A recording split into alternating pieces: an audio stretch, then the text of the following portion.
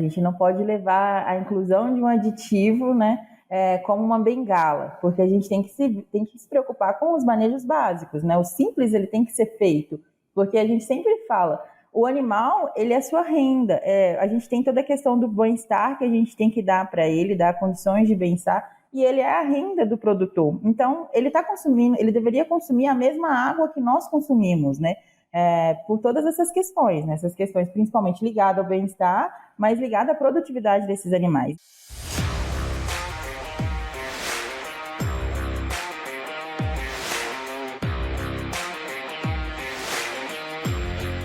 Olá, tudo bom? Você está no Suinocultura Faixa Preta e você veio ouvir o segundo episódio desse tema. Você ouviu o primeiro já, né? Já pegou a primeira parte? Então tá, aproveita aqui que a gente vai fechar esse assunto hoje. E aí, assim, esses animais ficaram 21 dias lá na maternidade e depois vocês acompanharam só mais o comecinho da creche, não foi até o fim da creche, né? Foi só até o começo. Isso, nós acompanhamos ali na primeira semana de creche desses animais. A gente seguiu com a inclusão da água ali na separação, nós blocamos os animais novamente, né? Então a gente seguiu com os mesmos tratamentos ali daquela água e acompanhamos para ver ali tanto o efeito residual e como seria o efeito de comportamento desses animais. Porque, mais uma vez, né, a gente tentou adaptar esses animais, essa transição ali, então, que é a fase que esses animais mais sentem, né? Porque ele está saindo dessa transição de ambiente, transição de você estar formando mais lotes, né? A gente sabe que os suínos ele é muito hierárquico, então a gente tem essa dificuldade de consumo ali nos 3 primeiros dias. Então, isso a gente quis levar para a primeira semana de creche para ver justamente isso, né? Esse efeito. E, novamente, nós tivemos um excelente resultado com a inclusão da água. A gente teve uma diferença ali desses animais, quando saiu nessa primeira semana, eles saíram com peso de 8 quilos, frente aos animais que não receberam com peso de 6 quilos. Então, novamente, a gente teve o ganho ali de 2 quilos com o fornecimento desse aromatizante e na água, né? Então, a gente, de novo, voltou naquela questão do aumento do consumo de água, a gente tem efeito direto no aumento do consumo da ração. A DSM Firmenich pode ajudá-lo a preparar, proteger e apoiar a resiliência dos seus leitões, fornecendo experiência local em suínos e soluções completas e personalizadas para ajudá-lo a concretizar a sua visão. A DSM Firmenich está moldando o futuro dos cuidados com suínos. Nossa, que incrível. E assim, fica muito caro para o suinocultor usar esse tipo de produto na água para os animais dele, para estimular esse aumento do consumo?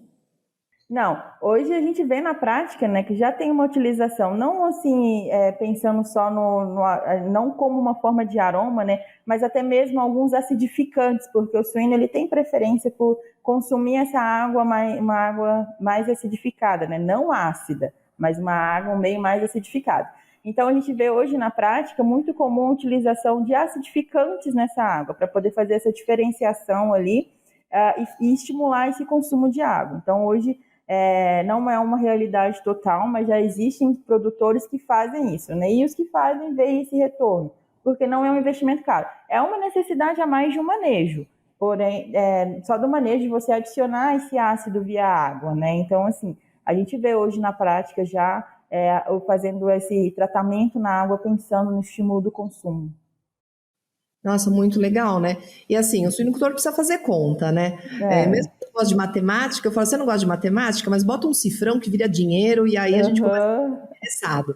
Tem que fazer a conta para ver assim, isso vai me dar mais trabalho, vai me gerar mais horas de serviço, vai me gerar mais um insumo, só que qual que é o retorno que está vindo? Então é super importante. Mas vou dar uma puxadinha de orelha aqui no pessoal que está ouvindo a gente. Não adianta colocar um produto super legal, treinar a equipe, se a água da sua granja não está com qualidade. Então, assim, antes, né, de colocar a cereja ali no sundae, vamos ver se o sorvete está gostoso, né? Vamos ver se essa água está numa qualidade adequada, se ela está na temperatura adequada. Eu vejo muito encanamento passando pelo sol e chega uma água para fazer chá, né? Aí também não vai querer aquela água morna, né? Exato. Quando está com sede, né? Uma água morna. E se tiver com um odor estranho, né? Então, assim, você lembrou de, sei lá, lavar a caixa d'água, né? Eu brinco com meus alunos, né? Qual foi a última vez que você limpou a caixa d'água da sua casa? Você imagina do armazenamento lá da água dos animais, né? Então tem que lembrar desses detalhezinhos para ter uma água de qualidade, né? Senão não adianta colocar um produto, que o produto não vai fazer mágica, né? Precisa ter a água boa. Exatamente, né? A gente não pode levar a inclusão de um aditivo, né, como uma bengala, porque a gente tem que se preocupar com os manejos básicos, né? O simples ele tem que ser feito, porque a gente sempre fala, o animal ele é sua renda, a gente tem toda a questão do bem-estar que a gente tem que dar para ele, dar condições de bem-estar, e ele é a renda do produtor. Então ele está consumindo, ele deveria consumir a mesma água que nós consumimos, né?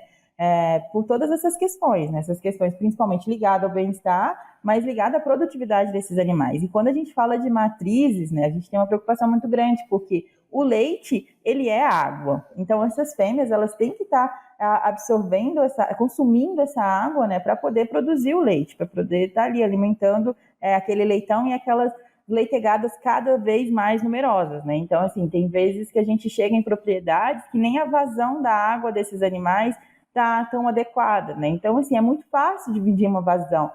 Pega um super litro PET ali, faz a contagem de tempo e com a água caindo. Então, a gente tem que fazer esse simples bem feito para a gente poder aproveitar, igual a gente comentou no início, né? Um ingrediente, a água, ela é um nutriente barato, ela tá ali. Então, a gente tem que conseguir aproveitar daquele nutriente para o animal. Mas primeiro o animal tem que estar consumindo na vazão adequada, uma água de qualidade, uma temperatura ideal, né? Para o aditivo fazer o efeito que ele foi desenhado, né, o papel dele para ser feito, né, não salvar milagrosamente todo o erro de manejo que tiver ali, né. Nossa, com certeza, doutora Karine, acho que é esse o recado final, né? Fazer o arroz com feijão bem feito, né? Faz o simples bem feito, e a hora que estiver tudo funcionando legal, você vai e dá uma incrementada. E aí você vê os ganhos, né? Porque fazendo o simples bem feito, você já elimina prejuízo. No geral, você já elimina prejuízo.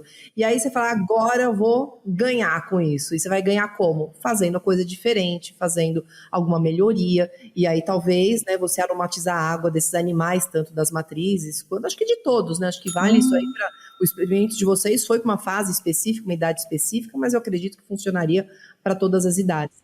E vai melhorar o todo da granja, né? Seja ela em sítios separados, seja de ciclo completo, mas, né, tem que estar com o básico bem feito.